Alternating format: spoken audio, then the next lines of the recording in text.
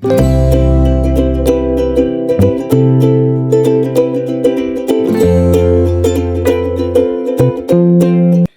hello, salam sejahtera Malaysia. Selamat datang ke channel Fels Lifestyle.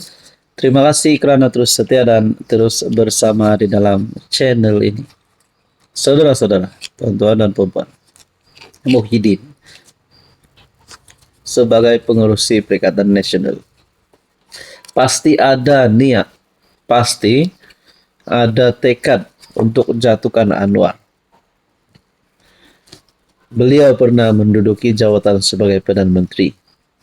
Dan pada kempen turun Anwar baru-baru ini, beliau juga memainkan peranan yang penting. Mungkin antara beberapa cara untuk mereka tumbangkan Anwar, pasti mereka sedang merangka macam mana cara nak tumbangkan Anwar sebelum ataupun pada PRU 16. Tapi satu langkah terkini daripada pembangkang, Muhyiddin umum 12 parti pembangkang bentuk gabungan longgar. Mungkinkah ini satu bentuk kerjasama ataupun satu bentuk langkah untuk tumbangkan Anwar? 12 parti pembangkang bersetuju membentuk satu gabungan bagi memperjuangkan isu-isu yang didakwa mereka gagal diselesaikan kerajaan Madani, termasuk janji reformasi. Oke, sebelum saya teruskan, saya perkenalkan kepada Anda, ini adalah terapi imun. Kepada Anda di luar sana yang sedang ada masalah penyakit, masalah kesehatan, apa juga jenis kesehatan yang melibatkan hati, jantung, penyakit melibatkan buah pinggang, penyakit seperti gastrik, gout, kolesterol darah tinggi, dan macam-macam lagi, termasuk kencing manis. Mungkin ini adalah jalan kepada masalah kesehatan Anda. Ini adalah terapi imun. Ini adalah untuk mendidik, menyeimbangkan, dan meningkatkan kekuatan sistem imun badan sehingga mampu melawan berbagai jenis penyakit. Anda boleh mendapatkan maklumat tentang produk ini melalui nombor yang tertera. Saudara-saudara, adakah 12 parti pembangkang ini bakal tumbangkan Anwar? Gabungan itu terdiri daripada Bersatu PAS, Gerakan Pejuang Muda, Parti Rakyat India Malaysia, Putra, Barisan Jemaah Islamiyah se-Malaysia ataupun Berjasa, Parti Sosialis Malaysia, Parti Kemajuan Malaysia, Parti Perikatan India Muslim Nasional. Sebuah lagi organisasi yang terlibat ialah parti yang belum didaftarkan secara rasmi, Bersepakat Hak Rakyat Malaysia, URIMAI. Presiden Bersatu Tan Sri Muhyiddin bagaimanapun berkata, nama bagi gabungan longgar itu hanya akan diumumkan pada mesyuarat mereka yang akan datang. Adakah ini menjadi PN baru, PN 2.0? Wah, kita pun tak tahulah. Jadi kalau ada 12 parti bergabung, adakah setiap komponen di dalam gabungan ini bersetuju Muhyiddin jadi PM? Ataupun mungkin mereka ada calon mereka tersendiri? Nah, saudara-saudara, saya tertanya-tanya, mahukah PAS melihat Muhyiddin jadi PM? Ataupun mereka nak Hadi Awang yang jadi PM? Karena seperti kita tahu, tanpa PAS siapalah PM? Karena PAS mempunyai jumlah wakil rakyat ahli parlimen yang paling banyak di dalam gabungan Perikatan Nasional. Saya terfikir, saudara-saudara, mungkin kepada penyokong Muhyiddin, mahu Abah angkat sumpah jadi Perdana Menteri ke-11. Tapi kepada penyokong Hadi Awang, mereka juga nak Hadi Awang mengangkat sumpah sebagai Perdana Menteri ke-11. Itulah harapan mereka. Tapi pada akhirnya, sehingga hari ini mereka tak dapat tumbangkan Anwar. Anwar masih Perdana Menteri.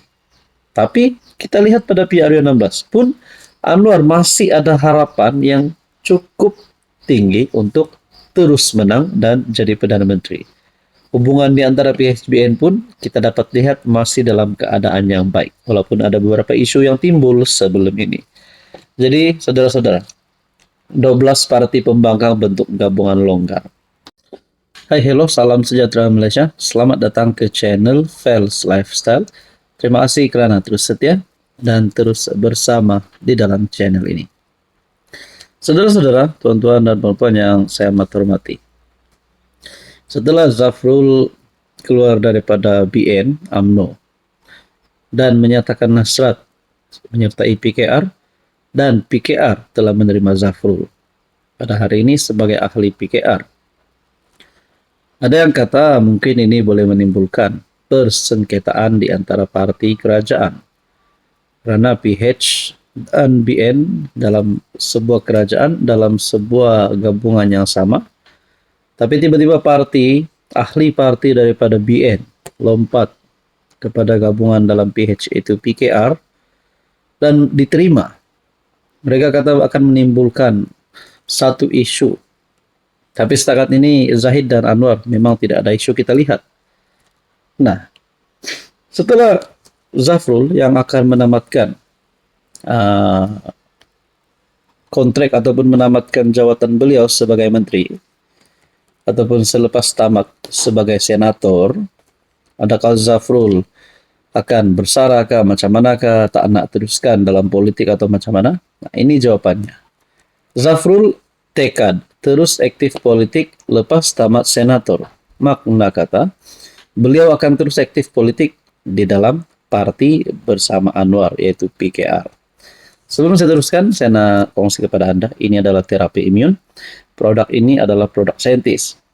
Produk ini bukan biasa-biasa, tetapi produk ini adalah untuk mendidik, menyeimbangkan, dan juga meningkatkan kekuatan sistem imun badan Anda, sehingga mampu melawan pelbagai jenis penyakit. 3 serangkai: diabetes, gout, gastrik, kencing manis, kolesterol, dan macam-macam lagi penyakit berulang. Anda boleh mendapatkan maklumat tentang produk ini di nombor yang tertera. Menteri Pelaburan, Perdagangan dan Industri Tengku Zafrul berkata, beliau akan kekal dalam politik dan berkhidmat kepada negara dalam apa jua capacity selepas tempoh penggalnya sebagai seorang senator di Dewan Negara tamat pada Desember. Makna kata, Zafrul sah akan letak jawatan sebagai Menteri MITI. Tapi tidak tahu bila. Kalau pada Desember ini beliau akan tamat kontraknya, mungkin boleh disambung semula. Itu saya tak pasti. Tapi selepas ini, memang sah Zafrul akan letak jawatan sebagai Menteri MITI. Cuma tak tahu bila lah. Kalau selepas bulan 12 ini dia akan disambung kontrak, nanti pun tetap akan letak jawatan. Jadi dalam parti pula saya terfikir, saudara-saudara, dia hari ini sebagai Menteri MITI yang memang ada hubungan yang baik dengan Anwar, dan rasanya mungkin dalam PKR mereka boleh lebih ada satu chemistry. Adakah Anwar boleh mengangkat Zafrul sebagai salah satu pahlawan yang akan menciptakan sejarah dalam parti PKR? Mungkin Zafrul boleh jadi the next president PKR, the next timbalan presiden PKR, dan mungkin juga the next Anwar. Kita pun tak tahu, semuanya boleh berlaku. Tapi Zafrul sudah menyatakan akan kekal dalam politik, dan lihat bagaimana boleh membantu kerajaan. Jadi saudara-saudara, berkaitan isu ini, apa komen Anda?